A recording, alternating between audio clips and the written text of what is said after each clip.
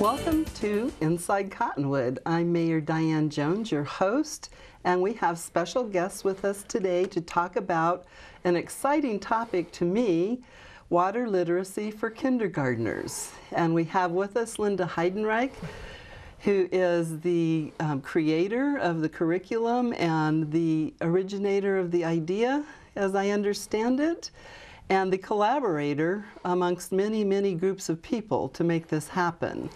And we have Roger Biggs with us, who is the Utility Department Administrative Manager for the City of Cottonwood, who has worked very hard to make sure this program is successful.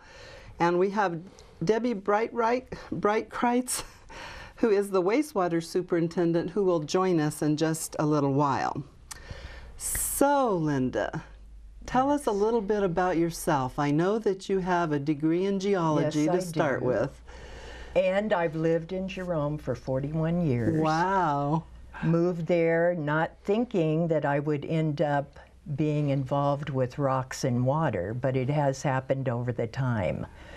Mainly when I focused on the rocks, I ended up taking a class at Yavapai and then proceeded to NAU to get my degree.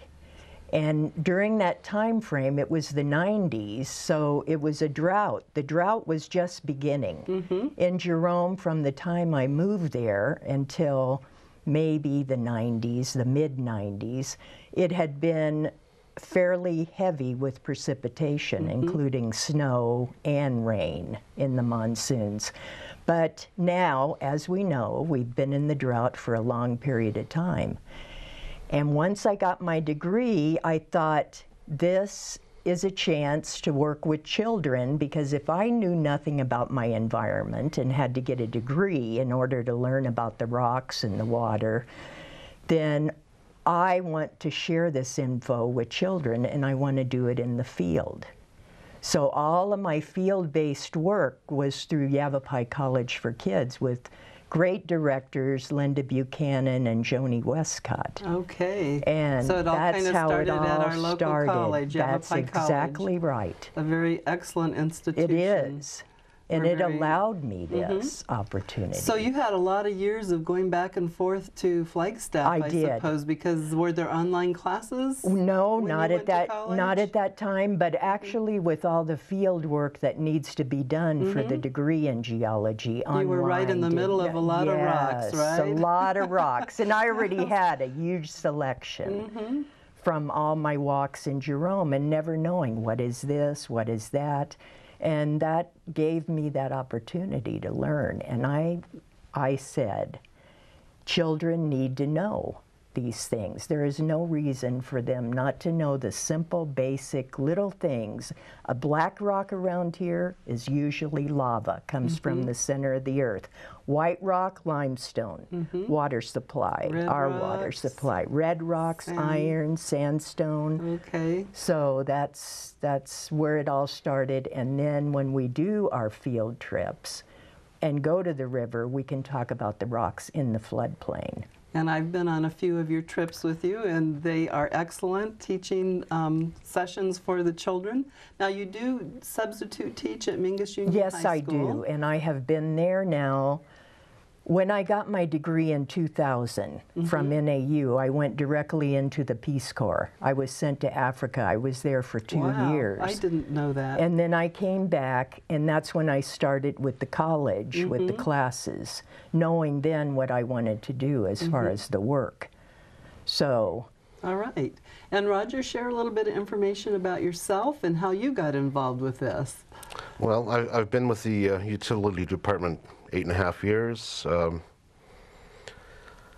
I like talking to children about water. You know, Linda, Debbie, we got involved in this project. It's a wonderful project. I love the children. I like telling them where things come from, how the water arrives, how it's treated, how it gets to their houses. So when they come out to your piece of the curriculum, they are actually looking at huge water reservoirs or water tanks. We're up on top of the hill with the city's largest reservoir. It's a 1,000,000-gallon tank. I like to have them wrap their arms around it and hold the 1,000,000 gallons of water. I've seen some pictures of the kids with their little arms up on the water tank. They are so adorable. They're kindergartners, and they are just so curious, and they are so smart. You know, so let's take a quick break, and we will be right back with Inside Cottonwood.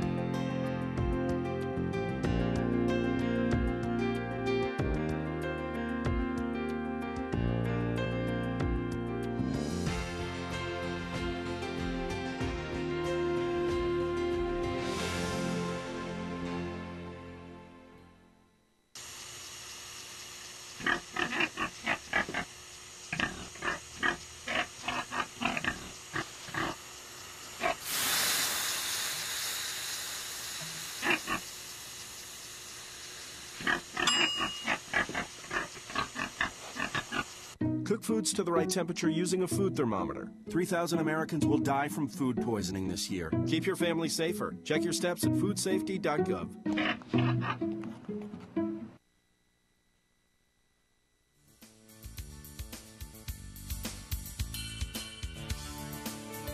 Welcome back to Inside Cottonwood. I'm Mayor Diane Jones, your host, with Linda Heidenreich and Roger Biggs right now. So, Linda, tell us a little bit. I think this is the third year that we've done this program, and what I love about it is the collaborations, because we have a volunteer. Linda does not get paid for her time. She gives hours and hours and hours of her time to this program unpaid. But we have partnerships with Cottonwood Oak Creek School District. Superintendent Barbie Wren has been exemplary in collaborating with this program. We've had Kevin Dix, who was the kindergarten teacher at Mountain View Preparatory School, and that's where, at this time, the program, because we only have one volunteer teaching it, if we had lots of money and lots of volunteers or paid staff, we could go to all of the schools, which is our dream someday. Right. To have the curriculum picked up. But right now it's one volunteer and a couple of Cottonwood volunteers, essentially, who go above and beyond their job description to help out with these programs. This is really not, they don't have to do this. They want to do it, and it makes them happy. And so tell us a little bit about, well, what I really like is the water bottles. Now this originally, when I came up with the idea, it was through Yavapai College for Kids, and that's when I met Roger and Debbie. But once we started with the kindergartners, I knew what I needed, because observing the kids in the field, if they have their water and it's inside something, they will not take it out to drink. And I'm a stickler for field safety. And I read lots of gruesome tales of woe about how dehydration can happen so rapidly with children in the heat. So we came up, I told Roger that I wanted a water bottle with the carrier and strap. And he's the one, he and Sharon, who took care of that. Okay, and that's Sharon Caldwell, who's the administrative assistant for utilities. And that was the major issue for me, having the kids in the field. Did we have those straps the very first year? We because did, I remember talking to you, you were adamant. We had to have those carriers for those water bottles. And when we're out in the field, you're reminding the children, okay, time to stop for a drink. That's right. Because it's usually pretty warm by April and May. That's right. Even though we start out early enough, it's still, they need to constantly drink while we're in the field. So tell us, okay, the numbers. How many, did you want to talk about the kindergartners? Now, the kindergartners, the last 3 years we've been doing it. This is we finished up our third year. It starts basically around Earth Day every year, because this is a celebration of Earth Day for the kindergartners, and they're already studying things that last month that have to do with the earth. So it fits right into their program. And Mr. Dix allowed me to come in to give my presentation before we went out in the field. And this, I was able to talk about water is life. And that goes into where water comes from on the planet Earth, how much water is here, on, with a few little short videos. And our numbers, the first year, 38. And this is the reason it takes so much time, over a period of 2 weeks, because I refused to take 38 out in the field at once. It's impossible. Not with 5-year-olds. That's right. It's impossible to have them focus. But when you have a smaller group, as we have, and Roger knows that too and agrees with me, when you have the smaller group, they can focus intently on everything, and they do ask great questions. And so every year we've gone from 38 to 65. Wow. Last year was really difficult because we had to do it solid 2 weeks and sometimes over 12 in the field. 14, I think, one day we had. And then you have parents helping, correct? That's right. Parents are partners in this program. Parent aides are partners. And then this year, the third annual, we had 46. Okay. So that was good. And Mr. Dix said that would probably be around what it would be for the coming years. Right. Although that might change. And I just want to get in a word too. The principal there is Stephanie Jones. Yes. And this year, which we will do now from now on every year, she had a 7th grader accompany me in the field. And that was a very good experience for her and for me, because I saw how great that was in terms of the communication with the kids and how they felt comfortable with that. So I was pleased. That will happen now. Miss Jones said that will happen every year, and it'll probably be 8th graders. Okay. So fantastic. And the parents I've had have been fantastic. Haven't, Roger, Absolutely. you've noticed that? So share a little bit, Roger, about your experience with the parents. The aides, the parents, the parents are as interested as the children that's are. it. This is And kind of Debbie an interesting will site say that we're at, and it's not a site that's open to the public, so the parents are excited. They drive by this place every day, and they don't really notice it until they're able to come inside the gate and look at the reservoir and the treatment equipment, the control buildings. All of the arsenic equipment to remove the arsenic. And yes, and you know, in Cottonwood and the Verde Village and Verde Santa Fe, you drive by the water tanks or the reservoirs, and we see a lot of them because Cottonwood has serves a lot of people, and there are a lot of different well sites to do that. So it's, you know, to learn. I know at the SciTech Festival I got to go tour the water tank behind my house, and you know, I've lived by it for 28 years, and I learned so much just by being able to go on that tour. So we pass these things every day and kind of ignore them, you know. And now these children will pass them, and they'll have an understanding of how you get your water into your home. And because it's on top of a hill, they get to look down and see the hospital. We hear stories about their brothers and sisters and who works there. Yeah, exactly. It's really exciting. There. Yeah. It is. How cute. And it kind of ties them into their community. They can see different buildings. We talk about the big Christmas tree that's on the side of the reservoir, the cable and lights that they'll be able to see at Christmas. Everybody loves that tree, yes. That's one thing they remember, I bet, every time they pass and around the holiday season is, I've been to that water tank and I know how that works.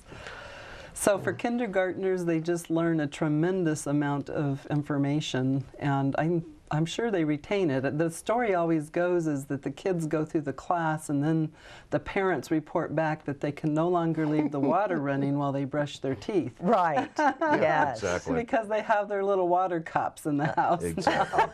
Their little conservation cups, which reminds me, the name for the children, water ambassadors. For water conservation. Okay, water ambassadors for water conservation. Right, and I tell them that too. When I do my presentation at the end of it, I always say, now we will start our field trips, but all of you have become water ambassadors for water conservation. So that means that you will be talking to anyone you meet about water.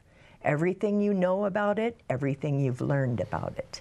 Yeah, because there's probably some kindergartners that have more knowledge than some of us adults, you know, because they've been through this class. Well, I think they can share it. I mean, with even their the rocks and parents. things like that, you know, it's, for me, those are all, oh yeah, I'm learning things, you know, and I've attained a great age to not know that stuff, so. They spend a lot of time at the site picking through the gravel that's around there and Yeah, identifying for the different kinds of rocks. and- Right, and they go down to the Verde River. Right, and they we have identify that. rocks. And so we're going to take another quick break, and Debbie's going to come out, but we want to talk about this brochure that is another partnership, I believe, with someone from State Parks. Is that correct? No. Oh, the collaborator The with collaborator, me. Yes, yes. Nora. Okay. Nora Graff. Nora Graff is We a give her collaborator. definitely credit because she has worked for State Parks. So yes. we'll show, when we come back, we'll show this booklet and talk about it. So Roger, thank you very much for being with Thank us you, Mayor. today. Appreciate the and for opportunity. your dedication to the children of our community. Best part of my year. Thank you. You're welcome. And it's a pleasure working with her. And Thank you, Roger, Linda. Roger's actually the person Thank you. that connected me with Linda, and he had already been working with her, so I appreciate that. Thank you, Roger. Thank you. All right. We'll be right back in just a moment. All right.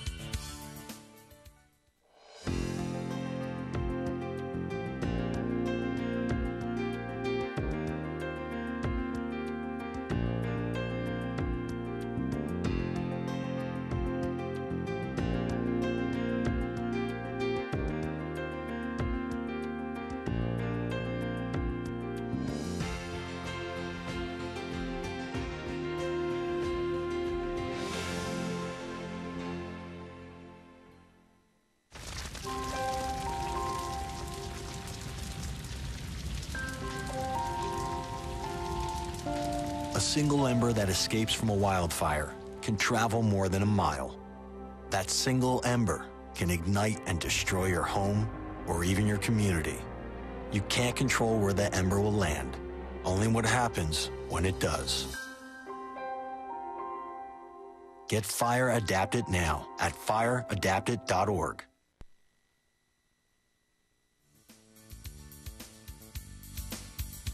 Welcome back to Inside Cottonwood. I'm Mayor Diane Jones, your host, and we've been kind of laughing on the break, and you'll understand why when we get finished with this little conversation. But joining Linda Heidenreich and myself right now is Deb Breitkreitz, and she is the wastewater superintendent. And so, Deb, I noticed your t-shirt, you have a tiara right there, and then it says the Queen of Pooh. The Queen of Pooh. So can the two of you please explain, Miss H2O, the Right. kids call you Ms. H2O, how this Queen of Pooh came about? Well, the first year when we did our presentation, I didn't quite know what to say with the wastewater plant because they weren't really familiar with that idea. The kids weren't. So I think we came up with Queen of Pooh. We are going to visit the Queen of Pooh. But now I've added to that, we are visiting the Queen of Pooh, Debbie, and her assistant, Gary, the Prince of Pooh, at the Pooh Palace. And you know, so kindergartners absolutely can relate to all of that. So I just love Miss H2O, and they call you Ms. H2O They do. out in the That's- field, and the Queen of Pooh, and they just have the biggest smiles on their faces, and it is so adorable. So, Debbie, tell us a little bit about how you got involved with all of this. Well, I've been with the city for about 10 years, and I've been the wastewater superintendent for about 6 years now. And obviously, I do a lot of tours at the plant. Yes, you do. So you really love working with the youth of the community. Yeah, and we do everything from kindergartners all the way up to, college-age folks or just general citizens can come by and actually take tours of the plant. But when Linda contacted us and said we're going to do kindergartners, we figured out that we needed to scale back our plant tour a little bit and kind of focus more on more safety, especially. Safety, definitely safety. Those little ones. And a hands-on, more of a visual learning. You can't really talk about the chemistry and biology with kindergartners, so you have to do analogies of things that they might understand and then show them a lot of videos, live, live microorganisms in the microscope. You do show them Bugs. the microscope, and so you really do teach them about the microorganisms and how all of that works. Yeah. And that is quite a learning experience. Yeah.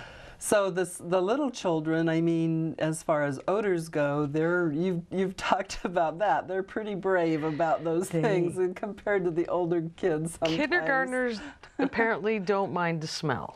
And unfortunately it does smell. I can't do anything about that, but they don't seem to have the same reaction adults or anybody else would have with that.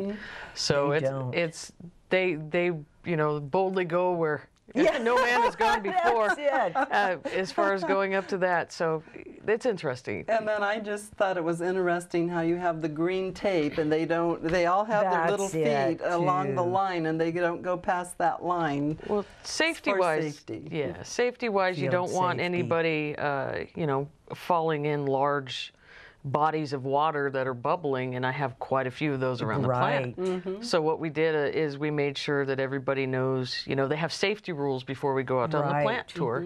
Don't touch anything unless it's, we tell you to touch it, and stay toes behind the green line. Right. So they all have to line up behind the green line so then we can give the tour to them. They're all very obedient and They cooperative. are. I think we've had really good success with that. Well, we haven't lost one yet, so we no, must be doing really well. That's what I mean. We have had, how they will rush up to the one where all the seeds are floating. Yes. And that's always, we have to have a couple of us up there. Parents and because they get excited, just like they do in the field for the river trip. Oh, they love the river. They get excited. So they go to the about river, everything. they identify rocks and bugs, and then you go down and you Trees have and your plants. lunch at the river. You sit down and have a snack there.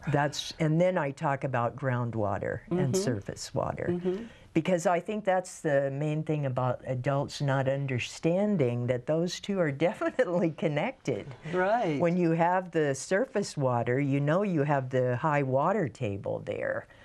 And that's what I try to get across to the kids, and I think that's very vital because a lot of adults don't seem to understand that. Yeah, lots of folks have never even been close to the river, so getting the children there to see this wonderful, magical resource that we have and all the green and the trees. You identify trees. Yes. Let's talk a little bit about this booklet that you created this is year. This is the first year for this. And the idea came from Maggie Sloniger, one of the aides, and you remember Maggie. She was the one who really came up with the poem about the Queen of Trees. Oh, yes. But we didn't write it down, so I forgot it. But anyway, she's the one who had the idea. And we did not know if this would work or not, because these are kindergartners. Right. So Nora Graff, who is retired from the Jerome State Park and the state parks in general, she's been doing displays for years. She's the one who helped me with this. And what we did is the Utilities Conservation Fund paid for it, and we had them laminate it so that they could carry it in the field and it wouldn't be damaged, carry it on their water bottle strap, which is what they did. And what amazed me is they utilized it. Every kid utilized it in the field. They were looking at everything, and one little girl came up to me. She found a leaf, and she said, "This is not in the book." That was when I knew that they were checking this out. And it has all the rocks, and then we're doing a little bit of change for next year. But the animals, the heron, the birds, hummingbirds, the things that Lizards. the kids see in the field. Butterflies, moths, mesquite trees. So this has been a success, I think. Hopefully we'll be keeping this for It's an excellent book, year. and I said that when they take it home, the parents can look at it and their big brothers and sisters and aunts and uncles and learn something from the booklet also. Right. So I really appreciate Roger and Debbie. They helped out with they are the best. Looking for conservation funds to help pay for this, and so it's all been a great partnership. And Linda and Nora did all the work. Thank you. Well, thank you. I'm just happy that we were able to have it paid for so that the kids could utilize this with their families. I was thinking if I had had one of these when I was a kid, would have made a big difference, because it is our environment. Absolutely. And Maggie, who came up with the idea, she's a teacher at MVP, and she wanted one for her classroom. So when and she teaches the older kids, not the kindergartners, but still, it's good for any age. Absolutely. So some other things kind of going along with Earth Day, you feel very that public transit is very important. Right. And so in your curriculum, you've written in that the kids get on the cat bus and they ride the bus and they do a lot of walking.